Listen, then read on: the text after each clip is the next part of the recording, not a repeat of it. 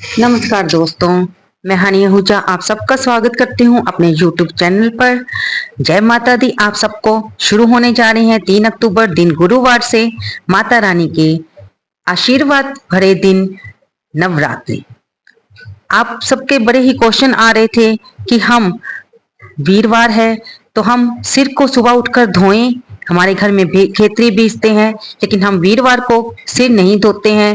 लेकिन अमावस्या के दिन भी क्योंकि सिर नहीं धोना होता है, इसलिए हमने वेडनेसडे यानी बुधवार को भी सिर नहीं धोया है। तो हम शुद्ध नवरात्रों का जो व्रत रखना है, हम कैसे शुरू करेंगे सिर धोए बिना। तो मैं आपको बता दूं कि आप गुरुवार को सिर धो सकते हैं क्योंकि नवरात्रे शुरू हो रहे हैं। लेकिन कैसे? आपने सूर्योदय होने से पहले सिर को धोना है।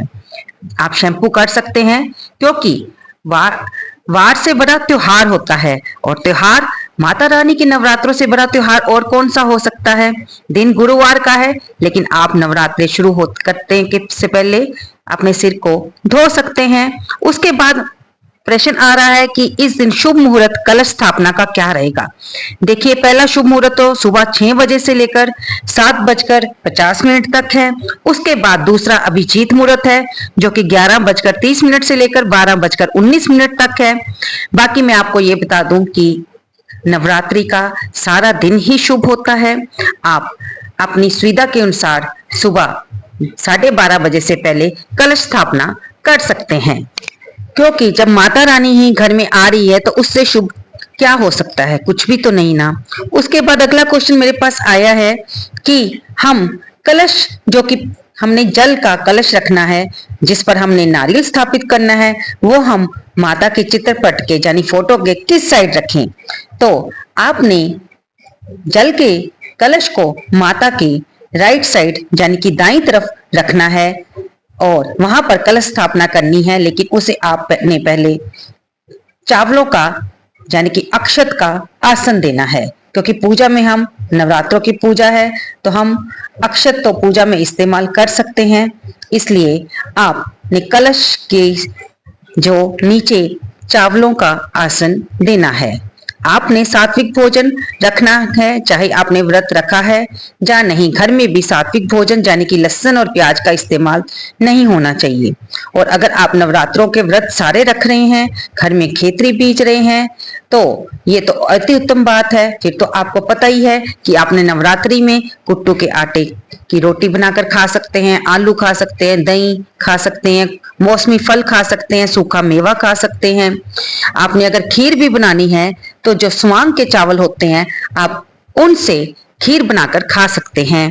आप मखाने की खीर बनाकर खा सकते हैं, साबूदाने की खिचड़ी खीर बनाकर खा सकते हैं, आप पनीर बनाकर खा सकते हैं। इस तरह से आप खोए की मिठाई भी माता को भोग लगाकर खा सकते हैं। तो उसके बाद हमारे पास ये क्वेश्चन आता है कि हम घर पर सारा दिन नहीं रह सकते, क्योंकि हमने जॉब पर जाना होता है और घर में पीछे से कोई नहीं होता, तो हम अखंड को ज्योत कैसे जगाएं। तो दोस्तों, आप अखंड ज्योत ना जगाकर आप माता रानी को नमस्कार करके सुबह और शाम की घी का दीपक जला सकते हैं जब आप घर पर हों। बाकी दोस्तों, आप तो जानते ही हैं कि साल में कुल 4 नवरात्रि आती हैं, 2 गुप्त नवरात्रि और 2 प्रत्यक्ष नवरात्रि। प्रत्यक्ष नवरात्रि तो आप जानते ही हैं हम गृहस्थ लोग रखते हैं, लेकिन गुप्त नवरात्रि वो होती है जिन्हें तांत्रिक लोग रखते हैं, जो कि माता से तंत्र की साधना करते हुए सिद्धियां पाना चाहते हैं। तो इन नवरात्रों के 9 दिनों में माँ दुर्गा के 9 स्वरूपों की पूजा की जाती है, घट स्थापना की जाती है। पूरी भक्ति और श्रद्धा के साथ माँ की आराधना करने से जीवन के आने वाले सभी कष्ट दूर होते हैं और माँ सभी की मनोकामनाओं को पूरी करती है। आपको हमने ये तो बता ही दिया है कि इसकी शुरुआत 3 अक्टूबर को हो रही है और शारदीय नवरात्रि की समाप्ति 12 अक्टूबर दिन शनिवार को होगी। इस पर पूरे 9 नवरात्रे पड़ रहे हैं।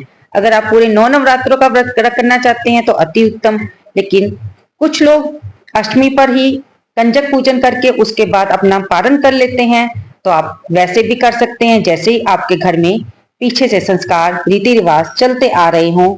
और उसके बाद ये आता है कि कुछ लोग सिर्फ पहला और आखिरी नवरात्रा रखते हैं, तो वे लोग 3 अक्टूबर को और अष्टमी के दिन यानी कि 11 अक्टूबर को रख सकते हैं, और अगर वे अष्टमी के दिन कंजक पूजन करते हैं तो वे 10 अक्टूबर को नवरात्रे रख सकते हैं। इस तरह से इस नवरात्र को जोड़ी नवरात्रा कहा जाता है। कलश स्थापना करने से घर में सकारात्मकता का वास होता है, घर में खुशहाली आती है, 9 दिनों की अखंड ज्योत जगाई जाती है, ध्वजारोहण किया जाता है। आप जानते ही हैं कि ध्वजारोहण का क्या मकसद होता है। भगत अपने घर में मंदिर में जाकर ध्वजा फहराता है कि प्रभु आप जिस तरह से ये मैं आपके मंदिर में ध्वजा फैला रहा हूँ, उसी तरह से आप मुझको भी जश और कीर्ति दीजिए, और जितनी बार हम झंडा लहराते हैं वह हवा में लहराता है, उतने ही हमारे पाप कर्म भी नष्ट होते हैं। अब हम आपको बता दें कि कलश की स्थापना कैसे करनी है। कलश की स्थापना करने के लिए आप मिट्टी के पात्र में मिट्टी डालें, उसमें जौ के बीज डालें। अब एक तांबे के लोटे पर रोली से स्वास्तिक बना लें और उसके मुख पर मोली बांध लें। अब इस लोटे पर पानी भर लें और कुछ बूंदे गंगा जल की मिला लें। उसमें हल्दी की गांठ, सुपारी, इत्र, अक्षत डालें और आम के 5 पत्ते लगाकर उसके ऊपर नारियल को लाल कपड़े में या मोली लपेटकर उसे उस कलश पर स्थापित कर लें। अब इस कलश को मिट्टी के पात्र के ठीक बीचों बीच भी आप रख सकते हैं जिसमें जौ बोए हैं, या फिर इस कलश को माता के चित्रपट के दाईं तरफ भी आप स्थापित कर सकते हैं। नवरात्रि के 9 दिन का अगर आप व्रत रख रहे हैं तो इसका संकल्प ले लें और अखंड ज्योत को जगाकर संकल्प लें कि आप इतने दिन व्रत रखेंगे, और जो नवरात्रों में खाने का अन्न होता है यानी कि कुट्टे के आटे का, स्वांग का आटा, चावल, वो आप खाएंगे। आप लकड़ी की चौकी पर माता की फोटो स्थापित कर सकते हैं। अगर आपके पास माता का स्वरूप है यानी कि माता की मूर्ति है, आप उसे भी स्थापित कर सकते हैं। माँ को श्रृंगार का सामान अर्पित करें और उन्हें सुबह शाम विधिवत भोग लगाएं, माँ की आरती करें। आप इस समय दुर्गा सप्तशती का पाठ कर सकते हैं। इस समय हम जो पाठ मंदिरों में करते हैं, जहां पर पंजाब में वो ज्यादातर श्री चमन लाल जी भारद्वाज द्वारा लिखी गई दुर्गा सप्तशती का पाठ होता है, आप सब वो जानते ही होंगे। और अगर आपके पास वो पुस्तक नहीं है तो आप बाजार से ले सकते हैं। अब हम बता दें आपको कि किस दिन कौन सी माता की पूजा की जाती है। ये सप्तशती के पाठ में भी आता है कि पहले दिन माँ शैलपुत्री की, दूसरे दिन माँ ब्रह्मचारिणी की, तीसरे दिन माँ चंद्रघंटा की, चौथे दिन माँ कूष्मांडा की, 5वें दिन माँ स्कंद माता की पूजा की जाती है। फिर षष्ठी को यानी कि छठे नवरात्रि को माँ कात्यायनी की, और 7वें नवरात्रि को माँ कालरात्रि की पूजा की जाती है। 8वें नवरात्रि को दुर्गा अष्टमी का पर्व मनाया जाता है और इस दिन माँ गौरी की, महागौरी की पूजा की जाती है। बहुत से लोग इस दिन कंजक पूजन करते हैं, तो इस दिन माँ महागौरी की पूजा की जाती है। और नवमी तिथि को माँ सिद्धिदात्री की पूजा की जाती है, और कुछ लोग उस समय नवमी की तिथि को कंजक पूजन करते हैं और अपने व्रत का पारण खोलते हैं। ज्यादातर इस पूजा में जब हम कंजक पूजन करते हैं, घरों में पूरी हलवा बनाया जाता है, कई घरों में खीर बनाई जाती है और साथ में चने बनाकर माँ को भोग लगाया जाता है। कन्याओं में भी ये प्रसाद बांटा जाता है, उन्हें माँ का स्वरूप समझा जाता है। उन्हें अपनी यथाशक्ति भगत लोग चुन्नी और श्रृंगार का सामान अर्पित करते हैं, फिर उनसे आशीर्वाद लेते हैं। उसके बाद वे व्रत को खोलते हैं, यानी कि उसके बाद वे खुद भोजन कर सकते हैं। आप पूरे नवरात्रे दुर्गा सप्तशती और श्री दुर्गा चालीसा का पाठ कर सकते हैं। मंदिर में जाकर, घर के मंदिर में या पास के मंदिर में जाकर आप भजन कीर्तन में भाग ले सकते हैं। अगर कहीं पर कथा हो रही है तो आप वहां पर भी जाकर माता की कथा यानी कि पुराणों की कथा को सुन सकते हैं, जैसे कि देवी भागवत पुराण है। इस दिनों में कथावाचक अलग अलग स्थानों पर इस कथा को करते हैं। अगर आपके घर के पास हो रही है तो उस कथा को सुनने अवश्य चाहिए। इससे आपको यश, कीर्ति, धन, धान्य, आरोग्य, बल, बुद्धि की प्राप्ति होगी। अब इसमें हम आपको एक छोटी सी नवरात्रि की कथा भी सुना दें, जो कि भगवान बृहस्पति जी सुनाते हैं। कहते हैं कि हे ब्राह्मण, मनुष्यों का कल्याण करने वाले इस व्रत के इतिहास को मेरे लिए कहो, मैं सावधान होकर सुन रहा हूँ। आपकी शरण में आए हुए मुझ पर कृपा करो। ब्रह्मा जी बोले, क्योंकि बृहस्पति जी भगवान ब्रह्मा जी से पूछ रहे हैं कि नवरात्रों का व्रत करने से हमें क्या फल मिलता है।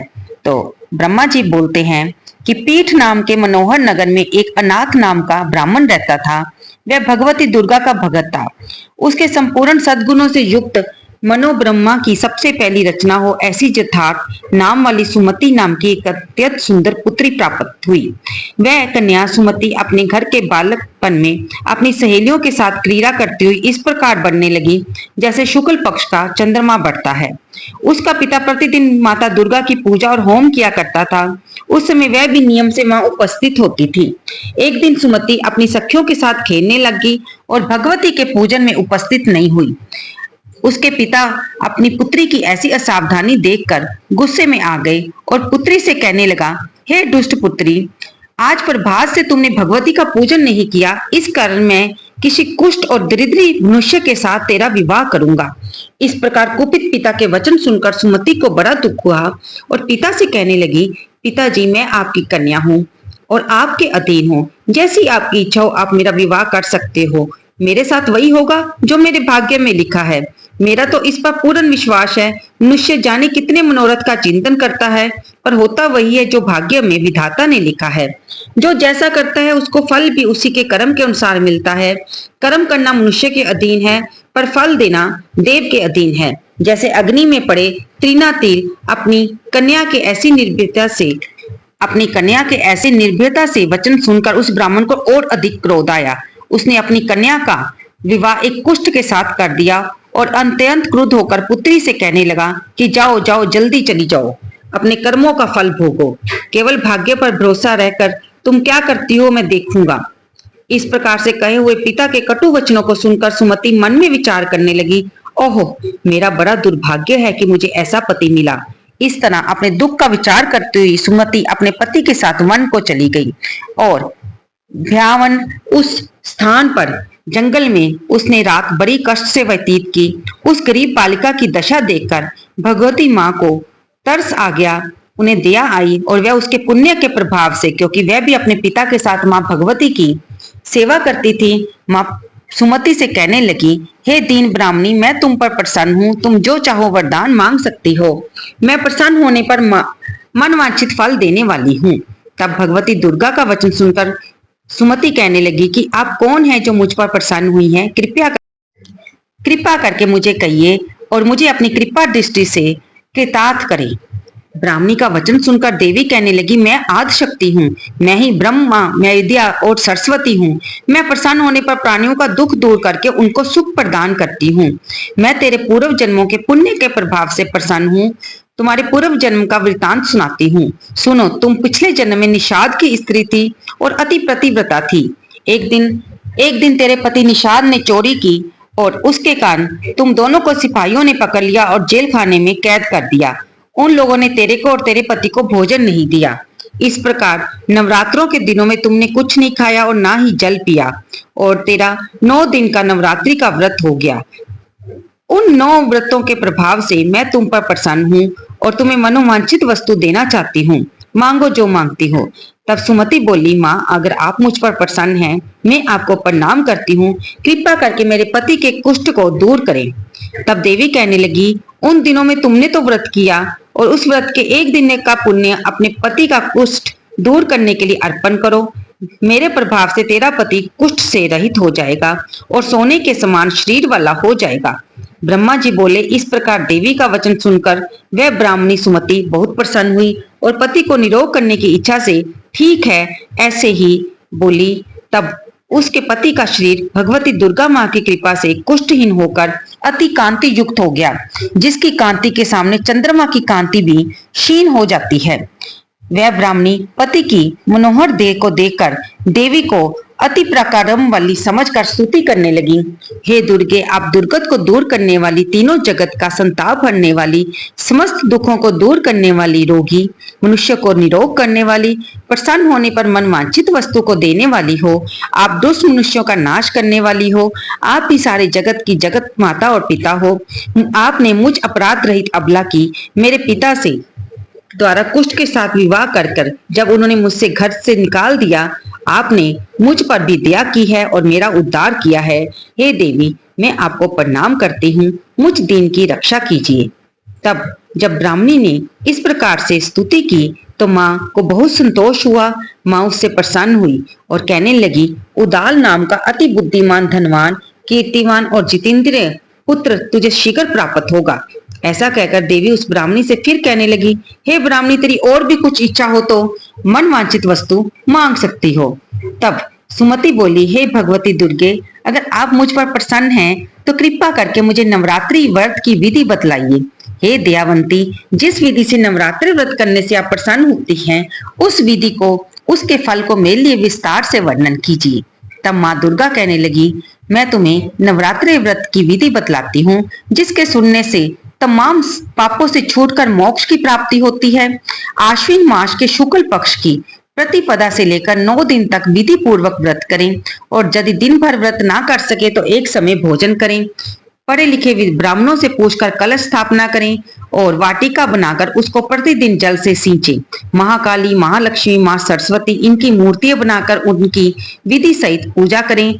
उनको पुष्प दें और धूप दीप नैवेद्य से उनकी पूजा करें, सेवा करें। फिर आंवले से भी सुख और केले से भूषण की प्राप्ति होती है।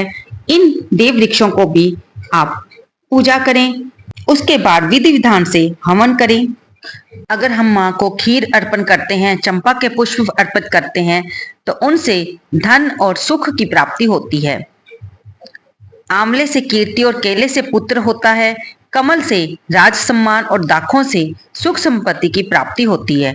खंड, घी, नारियल, जौ और तिल, इनसे और फलों से होम करने से मनवांछित फल की प्राप्ति होती है। व्रत करने वाला मनुष्य इस विधान से होम करके आचार्य को अत्यंत नम्रता से प्रणाम करें और उन्हें व्रत की सिद्धि के लिए यथाशक्ति दक्षिणा दें। जो कोई भी इस व्रत को करता है उसके सभी मनोरथ सिद्ध हो जाते हैं। इसमें तनिक भी संशय नहीं है। इन 9 दिनों में जो कुछ दान दिया जाता है उसका करोड़ों गुना फल मिलता है। इस नवरात्रों को व्रत को करने से अश्वमेध यज्ञ का फल मिलता है। संपूर्ण कामनाओं को पूर्ण करने वाले उत्तम व्रत को तीर्थ, मंदिर अथवा घर में ही विधि के अनुसार करना चाहिए। इस प्रकार माँ ब्राह्मणी को व्रत की विधि और फल बताकर अंतर ध्यान होगी। जो मनुष्य या स्त्री इस व्रत को भक्ति पूर्वक करता है वह इस लोक में भी सुख को प्राप्त करता है और बाद में भी वह मोक्ष को प्राप्त करता है। तब ब्रह्मा जी बोले, बृहस्पति भगवान, कि मैंने आपको ये दुर्लभ व्रत के बारे में बताया है, इसकी कथा के बारे में बताया है, क्योंकि आपने तमाम मनुष्य जाति के लिए बड़े हित का ये प्रश्न पूछा था, इस लौकिक व्रत के बारे में पूछा था, इसलिए तुम भी धन्य हो। और माँ भगवती संपूर्ण लोकों का पालन करने वाली है। उस महादेवी के प्रभाव को कौन जान सकता है। इसलिए दोस्तों, आप भी इस नवरात्रि के व्रत को पूरा करने की अवश्य कोशिश करें और अगर ना रख सके तो आप इनमें से पहला और आखिरी नवरात्रा रख सकते हैं, लेकिन माँ के चरणों में अपनी हाजिरी अवश्य लगाएं और हमारी वीडियो को भी लाइक करते हुए कमेंट बॉक्स में जय माता दी लिखकर हाजिरी लगाना बिल्कुल ना भूलें। धन्यवाद दोस्तों।